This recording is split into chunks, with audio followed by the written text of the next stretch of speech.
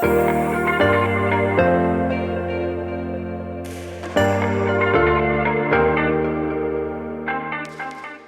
everybody, so what would you say is your main guiding principle? What is the most important sort of direction or rule that you follow in your life? Well, Jesus was asked a similar question once, and we have his answer we're going to talk about today on Truth Tuesday. So maybe you have heard of the golden rule. I don't know if you're familiar with this or not. This was kind of a normal thing to learn about when I was a kid, but the golden rule basically says this: do to other people what you would want to have them do to you. And we've oftentimes called that the golden rule because it seems like this is the greatest standard to live by. There is no greater height of human decency or good, just being a good person that you could strive to be, more so than treating other people how you would want to be treated. And while that is definitely an admirable principle and something that I think we should, try to do, we should try to treat other people the way we would desire to be treated, I do think there is a higher principle. And this is something that Jesus speaks to. And not only does he speak to it, sometimes, we might not understand exactly what it means. Sometimes we have heard these words of Jesus we're going to read today so many times that it can be hard to kind of tease them out and see their deepest meaning. And sometimes if we're hearing them for the first time, maybe, now I don't know if you've even heard this before, if you're watching or listening today, but perhaps you listen to this and go, okay, that sounds great, but what exactly does it mean? And so today on Truth Tuesday, we're going to look at what Jesus said and do a quick look into what exactly that does mean and how that applies to us today. So what's the situation? Well, Jesus was out teaching, and he was approached by a member of the Jewish, the law-keeping community, one of the religious elite at the time. And so to kind of set the base for this, to read this, we're going to go to Mark, the 12th chapter. We're going to start in verse 28. We're just going to read about 3 verses. We're going to read verses 28 to 30. Mark 12, 28 to 30. This is what it says. One of the teachers of religious law was standing there listening to the debate. He realized that Jesus had answered well. So he asked, of all the commandments, which is the most important? All right, here we go, guys. Jesus replied, the most important commandment is this. Listen, O Israel, the Lord our God is the one and only Lord, and you must love the Lord with your heart, all your soul, all your mind, and all your strength. When Jesus was asked, what is the most important commandment, what did he not say? He did not say, oh, they're all about the same. No, he instantly pulled one out that stood above the other commandments, and it revolves around loving God. Now, if we look at this, there are 4 main components to loving God here. We see with all of our heart, all of our soul, all of our mind, and all of our strength. And that sounds pretty cool, right? But what does that mean? I want to look at these 4 sort of pieces here real quick today. So starting off, we are to love God with all of our heart. Now, what does that mean? What does the heart mean? Well, for us, and the way we would read this, the heart is our emotions. The heart is what we refer to as the seat of our emotions. Now, our emotions, we know, don't live in our physical heart. That's an organ that pumps blood. But when we think about our hearts, that to us, we see the image of the red heart, that represents love that we feel, love that we experience, sort of that, sensation of feeling love that we have. Now, in the context of our relationship with God, this is a good thing. This is the joy that we experience from being able to know God. This is the thankfulness, the thanksgiving that we have towards God for what he has done and for sending Jesus. This is a very good thing. And really, if I'm being honest, I think that this is probably the easiest of the 4 components of the love, because this is the part that we feel with our emotions. Psalm chapter 16, verses 8 and 9 says this. This is kind of an example. The psalmist writes, I know the Lord is always with me. I will not be shaken, for he is right beside me. No wonder my heart is glad and I rejoice, and my body rests in safety. Here is kind of an outpouring of emotion from the psalmist. And this is all very, very good. We should feel love towards God. But you know what? It doesn't end there. There's more components. Let's look at the next one.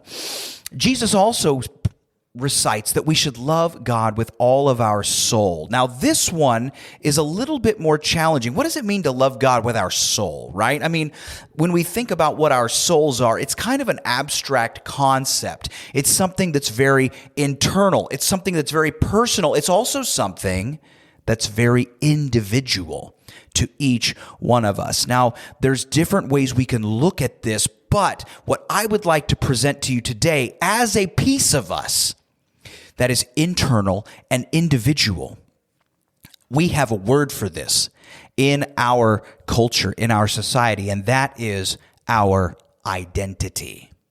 We are, I believe, to love God with our identity. 2 Corinthians chapter 5, verse 17 says, this means that anyone who belongs to Christ has become a new person.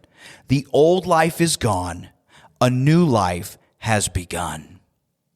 And that new life that has begun is one that is both created by, is empowered by, and is defined by what God has done. You see, we live in a society that tells us that to find our identity, we need to look inside ourselves and craft that from whatever it is that we feel should represent us.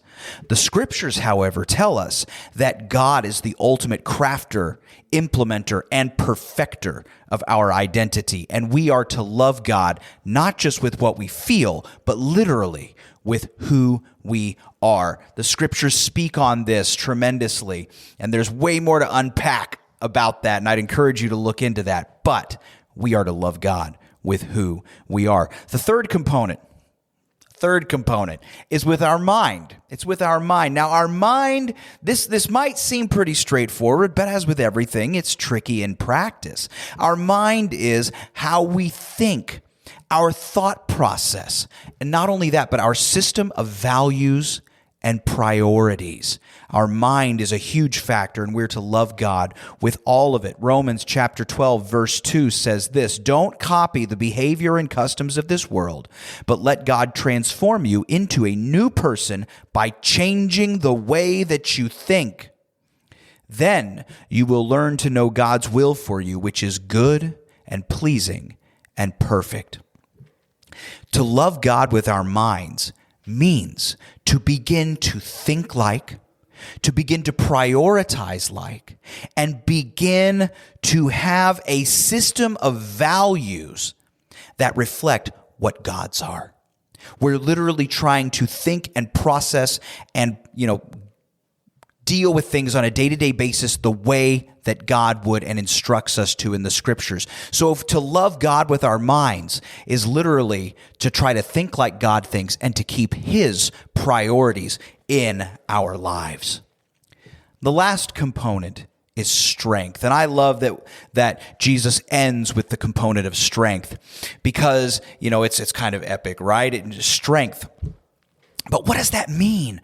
Well, strength isn't necessarily how strong we are, but it is what we do with the strength that we have. It's about what we do. This is about how we serve, what we contribute. This is the action element of loving God. James chapter 2, verses 18 and 19. James writes this, now someone may argue some people have faith, others have good deeds. But I say, how can you show me your faith if you don't have good deeds? I will show you my faith by my good deeds. You say you have faith, for you believe that there is one God. Good for you. Even the demons believe this, and they tremble in terror. How foolish. Can't you see that faith without good deeds is useless? And we could go into the whole argument about whether we're saved by grace or saved by works. I don't even think that's what James is talking about here. What he's talking about is that if we love God, we will use our actions and our strength to show it. We will use the strength and the ability that God has given us to serve Him and do what He desires from us. That is loving God with our strength. So we've got these four components. We've got loving God with our heart, with our emotions, with our soul, our identity, with our mind, the way we think, and with our strength, what we do. And all of this really boils down to a very all-encompassing statement. But literally, folks, it's this: love God with all that you are. Every piece of you should be devoted in love to God, who has given everything to you and for you. This is the greatest commandment. This is the number one thing that each and every one of us is called to do in our lives. Love God with all that you are. I hope this has been helpful for you today, and I pray that every day we move a little bit closer to truly being able to love God with all that we are. Happy Tuesday.